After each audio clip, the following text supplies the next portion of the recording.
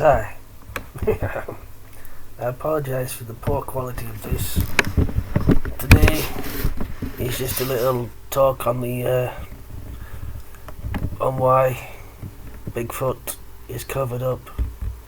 Really, I watched a 1960s movie with Charlton Heston, and in that movie, the apes had taken over the world.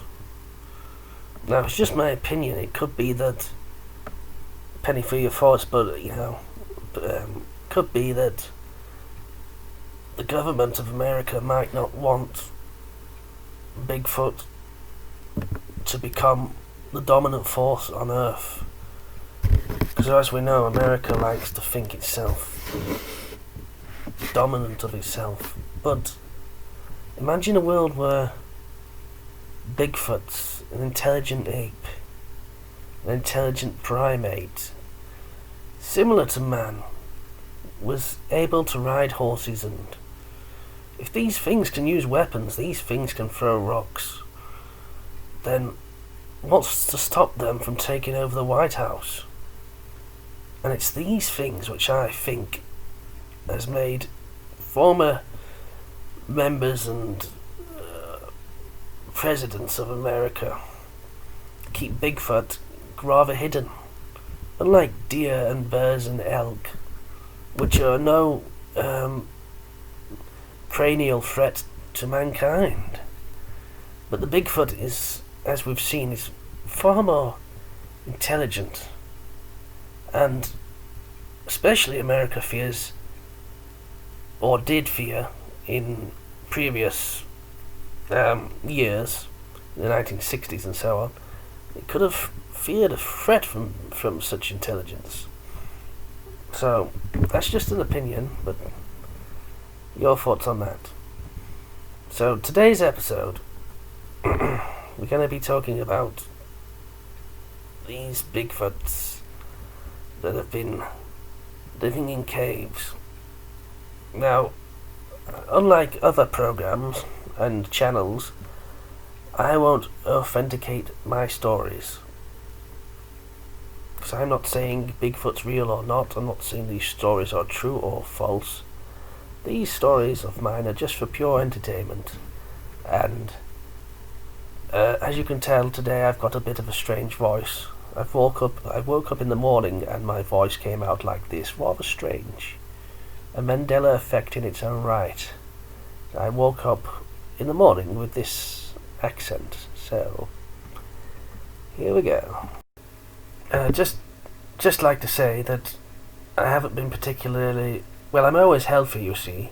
I'm generally always healthy, but someone came into my house and he must have brought a disease. One of the tenants, and he must have brought it. And then I wasn't particularly well, and I tried to, I put vinegar up my nose, and I changed my diet to just vegetables and other things. And you know, when you're not perfectly well, everything tastes like rubbish because of the disease. And you know, when you rinse your mouth out or your nose out with vinegar when you're not well, it just cuts and kills all that disease. Well, I tried everything. I tried a vegetable diet, I tried herbs, I tried all kinds of things. And I decided to fast. This is the third day I'm going without food. Yes, I've been Friday, Saturday and Sunday with no food whatsoever. And I'm very fat, by the way. I was very, plump. Anyway, I'm free, I'm in the woods here. God. But I've decided to fast for health.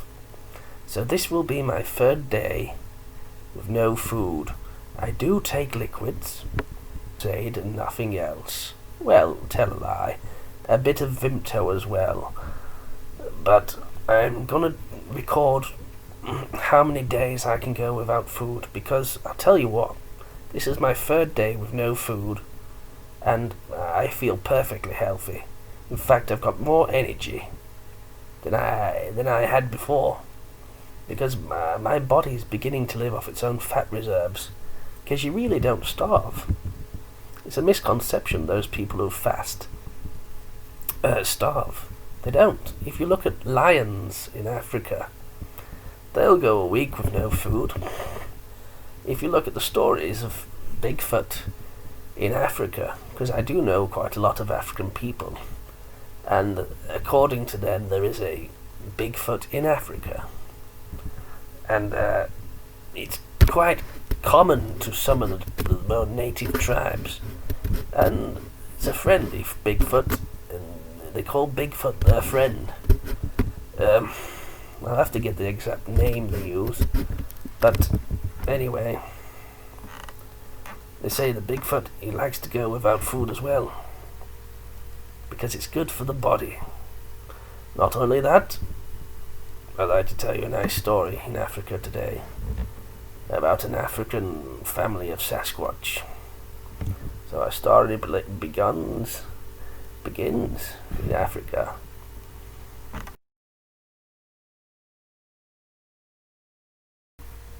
Oh, shit.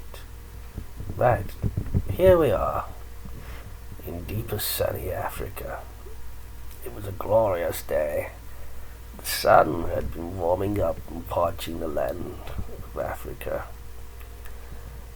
But it had fallen 2 nights ago with very heavy rain. The type of rain which you usually see fall in Spain. That's how heavy it rained here in Africa. Which it does rain a lot in Africa. A lot of these people will lead you to believe that you have to give a lot of water and things to Africa, but Africa's actually full of... If you look at the water maps of Africa, Africa's got rivers. Everywhere in Africa there's rivers. So, there's plenty of water in Africa. That's a misconception. And that's just my opinion. I won't say that's a fact, but in my opinion, there's water there. I know there are places in Africa that there's plenty of water. Anyway, in this particular place, there was water. It rained heavy, and the dry, parched, cracked land, real cracky land, where there's like deep cracks, like inches wide, deep into the earth. Bit like, cracked tiling is just cracked on the very earth. Well, it rained so hard 2 nights ago, and it was a very dark night, and it rained, and there was thunder and lightning, and it rained heavily on the elephants and on the gazelles. It rained on everything, but it was a much needed rain.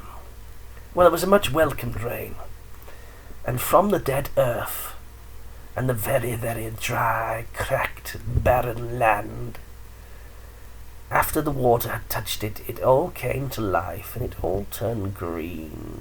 It went from that red, dead, orangey deadness to life, the green life, and, out of those cracks turned to mud, and as the water piled up millimetre by millimetre higher and higher, well, little fish eggs hidden in the most driest places, they spawned into fish, and it carried on raining, and then where there's nooks and crannies, they turned into rivers, and it carried on raining, and more precipitations of water laden down from the heavens onto the plains of Africa, and it was good.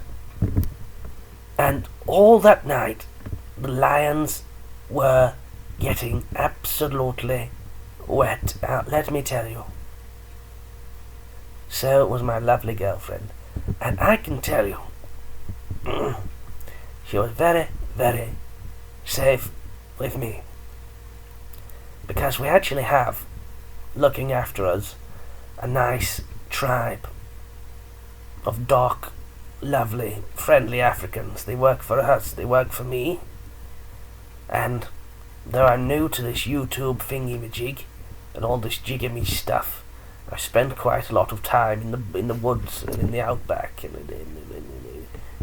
talking to other peoples. Because you must really talk to other people, even if you don't know their language. You talk with face expressions. You talk with a smile. It's always good to travel. That's why I'm so thankful that I'm free and let off.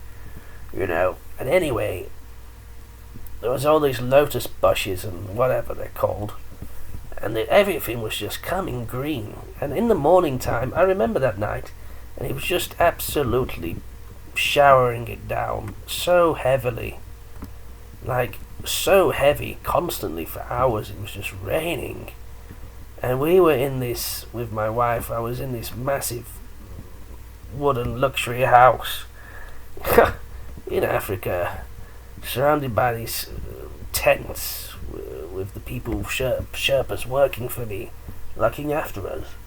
And me and my wife were in this four-poster bed, and we had a wonderful mosquito net all the way around it to keep the mosquitoes off. And there was all these little frogs croaking. And because, when it rains so hard, there's two types of animals. The animals either rejoice, unless the lions, they don't like the water. But I was terribly didn't want to meet a lion. That's why I had my doubts going to Africa. But nevertheless, it was well worth the trip. So, and in the night there was all these bumps and strange noises. We were told they were like deer things and just vegetarians. Just like on that Jurassic Park movie. Is it a vegetarian? When the girl asked that question, that's what I always ask. When I always go out with the in safari with with my troops, and with the hunter. I've got a nice hunter called Henry. He comes out with me. He's got a nice, cowboy hat and these little things that hang off it, these corks to waft away the flies. That's what they're for. He's got a very powerful rifle, and he's a hell of a shot. He once shot a can, well over 100 feet away. He shot it first time, an old rusty red tin can, and I was there and I saw it, so I trust Henry to look after us. And anyway, this night, 2 nights ago, it was really downpouring. The next day, when we woke up, and we stretched and we got up, and after our ablutions and prayers and whatever, in which the maid came in and helped us change into my formal attire, I realised that the entire landscape of Africa where we had been staying had changed suddenly overnight. It was much more lush, and there was all new green growth and grasses. The grass had seemingly grown inches overnight. Just like something else. And let me tell you, we had a nice breakfast. What did we have? We had fresh bread. We have their own African bread. It's not like English bread. It's totally different, made from totally different things. It's an African bread. One thing that the Africans there, they told me, a lot of the locals, was that the governments, some of the governments of Africa may be a little bit corrupt, because actually where the animals are staying, there's plenty of fresh water, deep rivers, and plenty of fresh drinking water. But for some reason, they've made that area. This is not my opinion, this is not according to facts, but this is what I've been told. I can't verify it, but I haven't verified it. I suppose you could. But they say where the fresh water is, and the most of it and all that stuff, a lot of it is game reserves or protected land for animals. Therefore, some of the people are prevented from farming that land and using that land and using that water to irrigate their crops and to drink and so on and so forth, because the government has decided that that land and that water is only for animals, not for people, not for the African people to use. No, that water's not for the African people to use. That land is not for the African people to farm, because that's a nature reserve. It's only for the animals. Only the animals can have that water. Only the animals can have that land. And a lot of people would be saying that they would have millions of more vegetables and things, and everyone would have too much clean water if they were just allowed to share the land that the animals use. Because there's a lot of land. And you know, that's possibly because the government might be a little bit corrupt. Government letting the animals use the water and land, but not necessarily all the people. And well, anyway, we had got out in the Jeep very early, and Henry, my main man, my bodyguard, he had taken me and Dill, my friend Dill, on a nice safari. He just took us round after that, and everything had become so green and lush. And we was in our Jeep, a nice white Jeep. And of course, he had done an inspection on the Jeep. He always gives it a thorough going over, good look over before we use it. And we always have a second Jeep following us, just in case we get into a pothole or we need towing or whatever. We never travel. That's another tip. Never ever travel with just one car or Jeep. Always go in pairs for safety. And this is what we do. And then he took me to this, what was a tiny river. It'd become a massive river, and you should have seen it. As we drove up to it very slowly, we drove up to it, creeping our car forward. It was like another scene from Jurassic Park. Do you know where they see the long-necked dinosaurs and they say, "Oh my God, is that a Cretaceous leaf?" Oh my God. Anyway, we pulled up, and I was down looking at a buck. And Dill, my friend, he picked my chin up with his finger, and he just pointed my chin up. And there I could see, just 200 meters from us, all these elephants frolicking in deep, deep water, really deep water. Water deep as their backsides. And some of these elephants were massive, mastodon ones. And there was a bit shallower area for the younger elephants, and with the flappy ears. And their ears are very important for balance, or I don't know. The ears are very, very important on elephants. They've all got a little bit different ears. And I just saw these elephants. It was just marvellous. And I saw these little antelope things around the water drinking. And it was free from crocodiles, and it was just a safe, lovely place. And you just felt so good and serene. Because you really do feel good when there's no predators there. When there's no predators there, you just feel so good about yourself, so serene. It's just wonderful. You know? I never feel too safe around predators. A lot of the African people, they said to me, this is not my opinion, but they said they should be allowed to kill the predator animals and leave the vegetarian ones alive.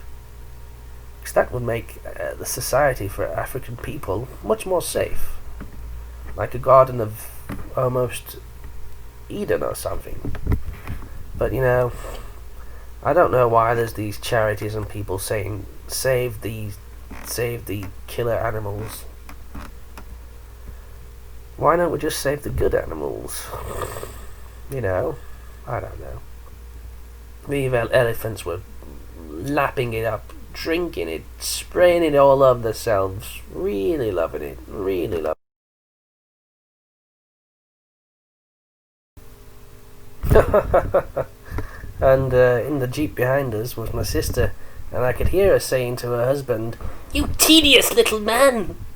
We've come here all this way. At least enjoy yourself." Yes, my sister, she's a strong one. Very healthy. Very, very handsome. God takes care of her. Well, anyway, Henry had got out the car. We could actually get quite close to these elephants. And there was so many other bloody animals, vegetarian ones, coming out of the bushes just to go to this massive this water hole. And it was massive water. And these big cow things were coming out, African style ones, not English cows, totally different, like, you know. And then there was a tree line, and we'd studied the mud footprints, all bloody different animals, all little hooves and little tiny bird footprints here, there and everywhere. And then one thing that stood out to Henry, which I missed, was a bloody big footprint. And he had got out of the jeep, and he had a stick, and he was touching it and marking it and measuring this footprint. And he said, "Here, sir, may I show you this?" So I said, "Yes, Henry, show me if it's safe to do so." He said, "Yes, sir, what do you reckon to this?" And bloody hell, let me tell you, it was a bloody footprint. Like a person's footprint. About twice the length of a normal footprint. And then we said, "Where's the next?" I said to him, "Henry, where is the next footprint?" So he went and found it. And there's so many other footprints around there, like tons of footprints of all different animals. And whatever it was, whew, it was big. And I thought, oh God, is it a giant? What is it? Of course, something told me I know what this is. But you know what? We had safety, we had ammunition, we had everything. You know, we even had elephants to look after us in the woods. "Oh, sir, would you look at that?" said Emery. He said, "Look at that distance, that's about 6 foot in between the next footprint, taking a 6-foot stride through the bloody mud." And these things were deep footprints, so it was a heavy bugger. So I thought, "God blimey, crikey." I said, "Henry, do you want to do me a favour?" He said, "For you, sir? Anything." I said, "Not that, Henry." I said, "Track this animal down for me now." I'm excited, Henry. We're gonna find this animal. Oh, one more thing, Henry.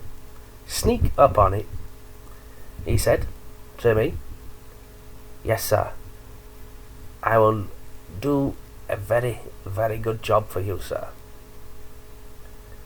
So, now, there was bushes and trees, but our jeeps could get in between them. So, we decided to go in the jeep and track this thing. I didn't really have to pay attention. It wasn't my job. It was Henry's job to track it. I just had to smile like a dog with his head out the window, napping in the fresh, cool air. Before it got too hot. And then they, whoops. And then, you know, we were going through the bushes very slowly. Every footstep he was marking, he was making a record of it in his little book with his little pencil. Right. And he put his pencil down, he put his hat on the dashboard, and of course he was cocking a gun. And he's in the same Jeep as me, this Henry, because I keep him in my Jeep. My sister's in the Jeep behind us, and she's just wittering on like a wally. Bloody God taking care of all my sisters, you know. Thank God we're in the woods, and, you know, we hear this little rustle, and I think, oh, shh, what the hell's this little rustle? And a little Bambi creature comes out, and I think, it's only a little Bambi. And then he pulls up. He gives a command with his hand to pause. He gets out and has a look. So here we are. The Jeep's pulled up, and we're away from the watering hole now. It's behind us, and we're getting into a bit thicker woods. But still, there's passageways for the cars to easily drive through these woods. These are a lot of acacia trees and various trees. I don't know the names of these trees, but that's not my job. So he gets out, and he sees another footprint, and he touches it, and he puts his finger in it. I'm watching him do it. He must have stuck almost half an inch of his finger into his footprint. So something big. And I'm getting a bit worried. So I'm saying, Henry, is this a good idea? Henry, will we be safe? And he's not paying much attention. He's like gone into a focused trance, like a trance with his eyes, looking at this footprint in the ground. It's big. It's about the size, twice the size of your feet. And unless you're a basketball player. And it was big. Even then, it's big. So he looked at me slowly. He turned his head towards me and he said, "Sir, this thing ain't gonna hurt you. We're gonna find it, sir. I'm determined to find it." So he found out which direction it was changing, its footprints. And I didn't like being in such thick woods. Though the trees were quite sparsely planted, but not too sparse, you see. There was bits of bushes here and there. And the Jeep behind us didn't know what we were up to or what we were tracking. You know, there could be anything in there, even a bloody lion, or it could be a jaguar in a tree, you know. So I keep a gun on me. Then all of a sudden, suddenly, we hear this bloody rustling around, like breaking little twigs and something on the berry bushes. And then we see this thing, bloody orange thing, like a bloody settee, crouched down, like a shaggy settee. Orange thing, furry hair all over it, whatever. Don't know what it is from behind.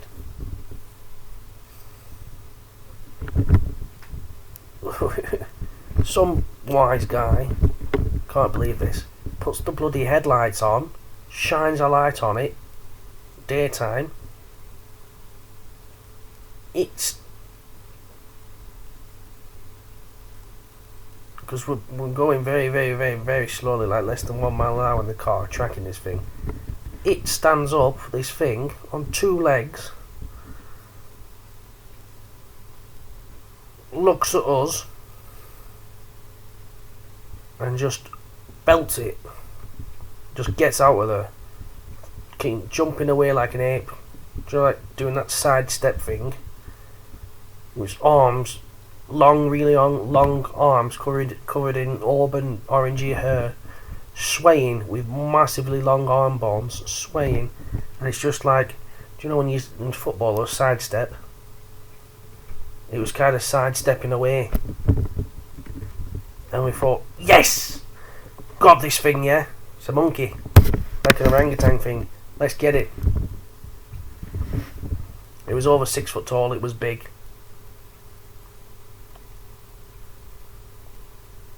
You know, well, it was bigger than 6 foot.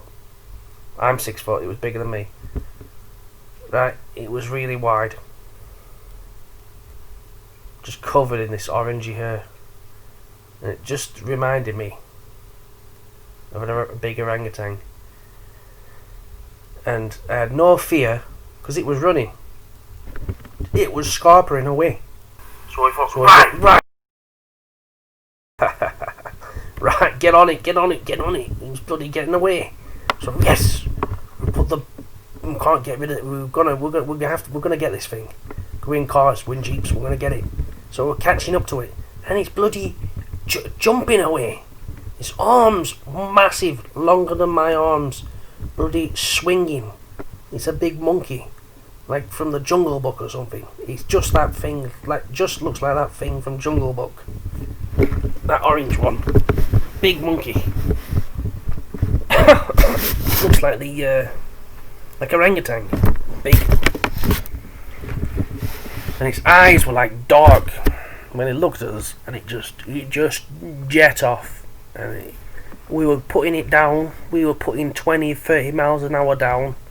We were slicing and skidding through corners, little corners. It was like a rally. It was like a Colin McRae rally through the bloody outback, round trees, bits of stumps. Bloody car came on, went over some branches on the ground. Bang! We got over that. Jeep behind us watched us hit these branches. It swerved to miss them. We're still seeing this thing. We're catching up to the bloody thing. Right? We've got it. We can shoot this thing. And you know what? I didn't want to shoot it. So I shouted out to it, "Oi! It's alright. It's alright. Stop running." Thinking it could understand English. And that's what happened. So then it got a bit too much bushes and that, and because we hit that tree stump, and we got over it, but it was a bloody massive, not tree stump, tree branches, you know. That slowed us down, but it was taking. It looked back at us and it just woof, changed direction and it was away. So yeah, we seen this monkey thing, and that's like a Bigfoot, the Bigfoot of Africa. So there you go, and that's my little Mandela tale.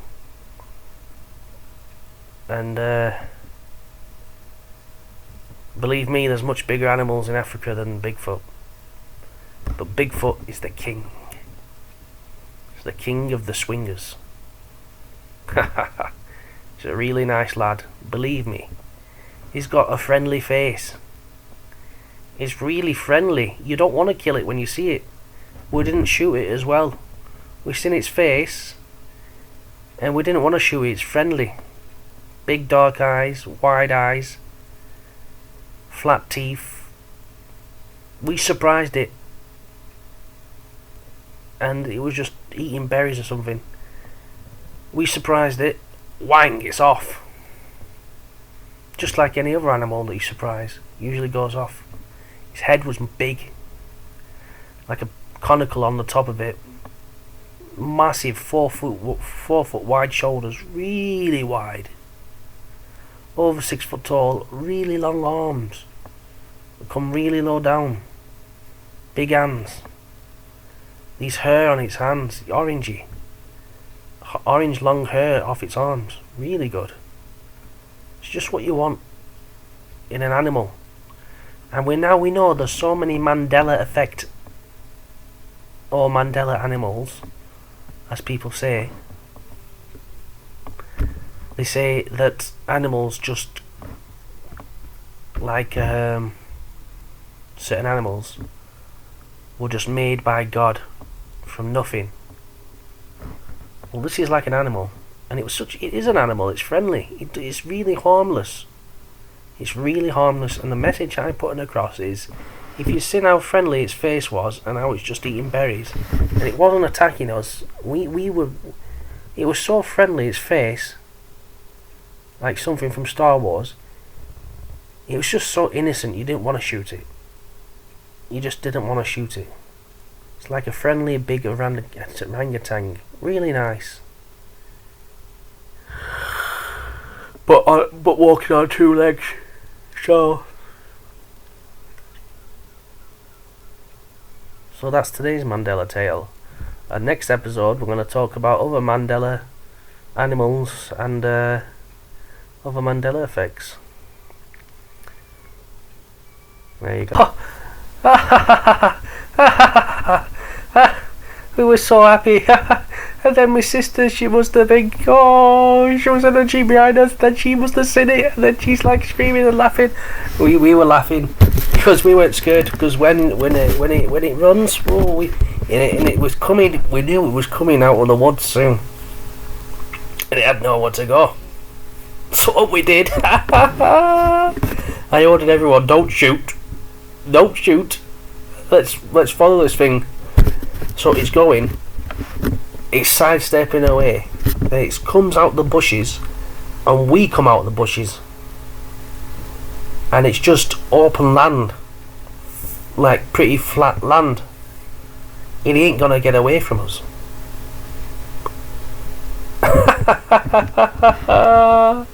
So out the woods, it's come out the woods, we're looking for it, we see it.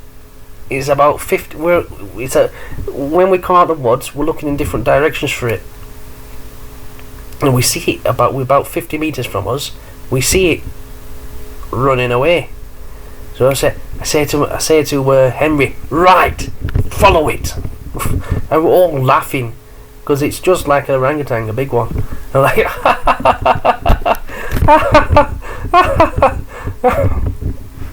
anyway, we put our car down. We're getting to 40 miles an hour. We're keeping up with this thing.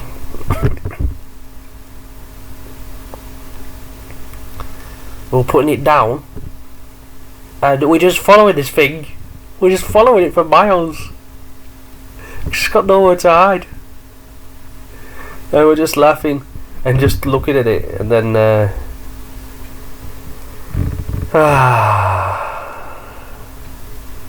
we must have followed it for like 2 miles. and then after 2 miles, because it can hear the car engines behind it, after 2 miles it's jumped. It said, sack this, I've had enough of running away, because it's not getting away from us in jeeps. So after 2 miles, it must have said to itself, sack this, and it's done a massive jump. Monumental jump. Like Linford Christie or something. Some massive jump. Absolutely massive jump. Watching it from car. It's done a massive jump,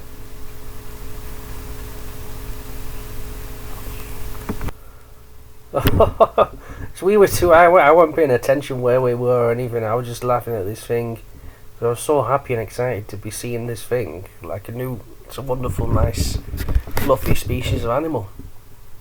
It's like my best friend. So we weren't paying attention to where we were. It bloody leapt like 15 feet into the air. And I weren't paying attention where we were or what animals or things were around us.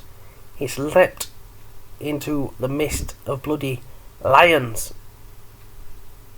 And I hate lions. So I slam on the brakes because I ain't going near lions. Because they got big, massive heads, these lions.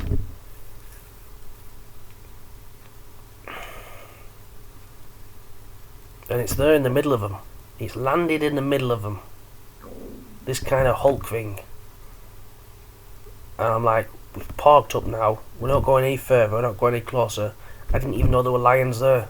I hate lions. I'm not laughing now because I don't like lions. There's a few lions there. Some trees. And the lions, they start acting like bloody house cats on the defensive, hissing. Absolutely disgusting to see these lions. It's the worst thing. And you know, when they hiss and scratch, they wrinkle up their noses, don't they, lions? And hiss like cats, house cats. And there was a bloody male alpha bloody lion there. This Bigfoot looks at us. We've parked our car up. Now it's like a wrestling match. It's like we've come to the bloody WrestleMania. Basically. Bloody Bigfoot versus, similar to WrestleMania, we've come to bloody Bigfoot versus bloody lion. This lion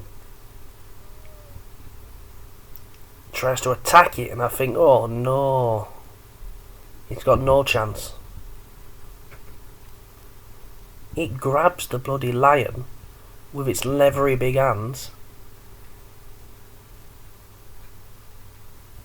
grabs it round the bloody thingy. It puts its weight on the lion so the lion can't scratch it with its two front claws. Rests its weight of it. It grabs the bloody lion's mouth like King Kong, leans forward its body weight on the head of the lion in some kind of wrestling move so the lion can't use its two front claws to scratch it, and then it bloody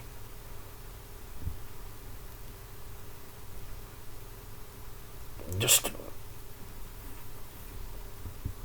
put its hands in between the lion's mouth and just prise the lion's mouth apart. Bang! Bloody massive crack. Crack! It's broke the lion's bloody jaw. Turns back, looks at me. These other lionesses are snarling at it, trying to protect their cubs.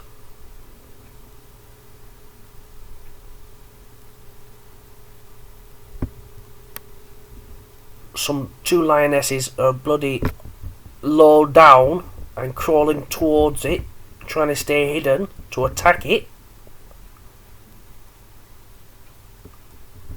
I shout out to it to make it realise that it's going to get pounced by these lionesses. They crouch down, so the back muscles are going up and down because they're crouched down. They're trying to attack it. They're trying to do. Anyway, I shout at this Bigfoot, "Oi, watch out! Bloody lioness is gonna pounce on you."